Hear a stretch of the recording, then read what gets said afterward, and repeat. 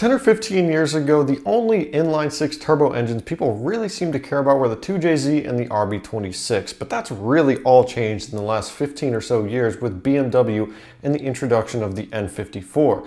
Then came the N55, then the S55 and the B48, and BMW is just really doing a fantastic job with these new inline-six turbo engines. In previous videos, we've looked at the N55 and we've looked at the N54, and we've also compared them to each other, but today we're going to do something a little bit different, and we're going to compare the N55 to the S55, find out all the differences and which one is better.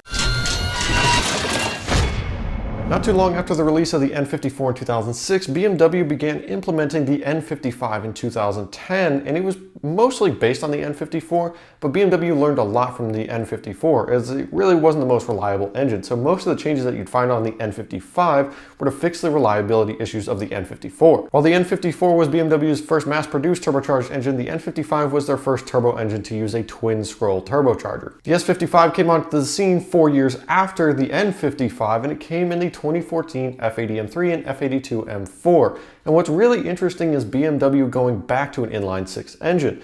In the E30 M3, you had an inline four-cylinder. E36, E46, you had an inline six-cylinder, a very high revving, naturally aspirated engine. But then for the E90, E92 platform, they decided to ditch that inline six that everyone loved in favor of a V8.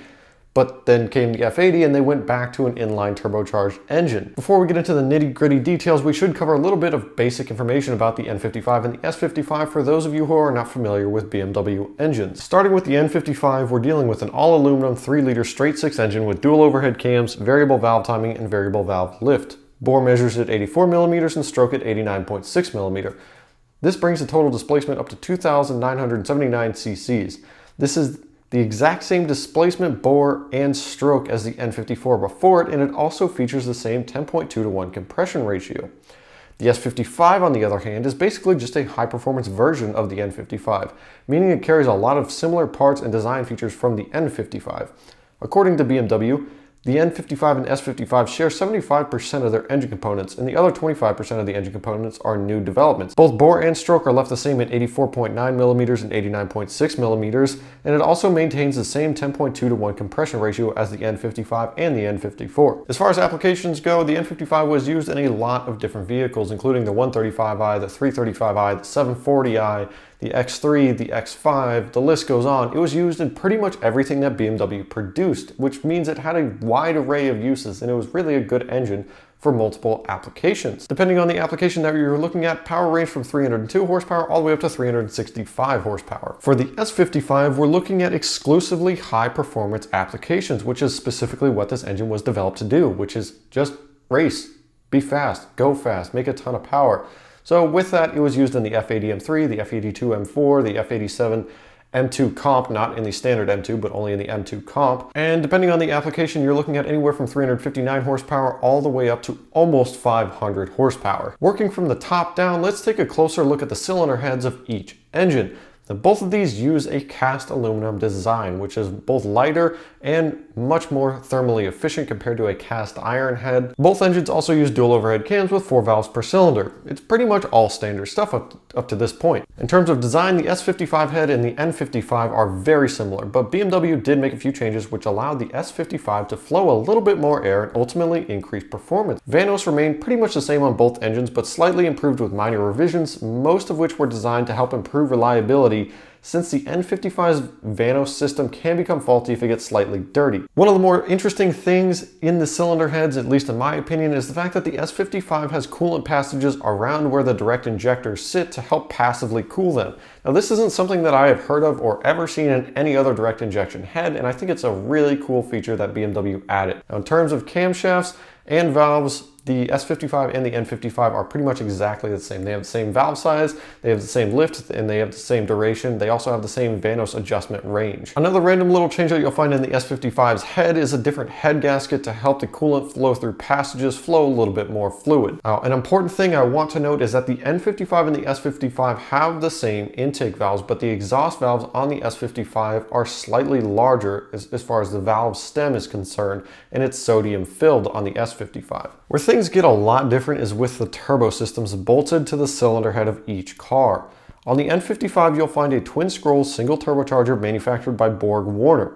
Not too surprisingly, that stock turbo is pretty small but provides great throttle response and a ton of low-end power, which is something you really want in a street car. Without getting into too much detail, a twin-scroll turbo can provide better throttle response and increased boost pressure compared to a single-scroll turbo. The reason BMW ditched the twin turbo system on the N54 for the single turbo system on the N55 isn't totally clear, which is kind of ironic because they actually reverted back to a twin turbo system on the S55. The S55 uses two mono-scroll turbochargers with the exhaust manifolds cast into them. This means that each turbocharger has its own 3 cylinders, so each turbocharger has one bank of the engine. Obviously, with that twin turbo system comes the need for a new exhaust system, a new intake system, and a new intercooling system, all of which the S55 received. Most notably, the S55's intercooler system has indirect charge air cooling with 2 heat exchangers and a separate coolant pump. What's really interesting about the S55's turbo system is that it's almost exactly the same weight as the N55 single turbo system, at least according to BMW. It's really weird that they went from being twin turboed on the N54 to being single turbo on the N55 and then back to twin turbo. It's almost like they can't make up their mind which one is better, but nonetheless, that twin turbo system on the S55 is really, really good and capable of making a lot of power. Moving on to the fueling systems, we find similarities, but again, the S55 is basically just the same as the N55, but with upgraded components to support the increased power output.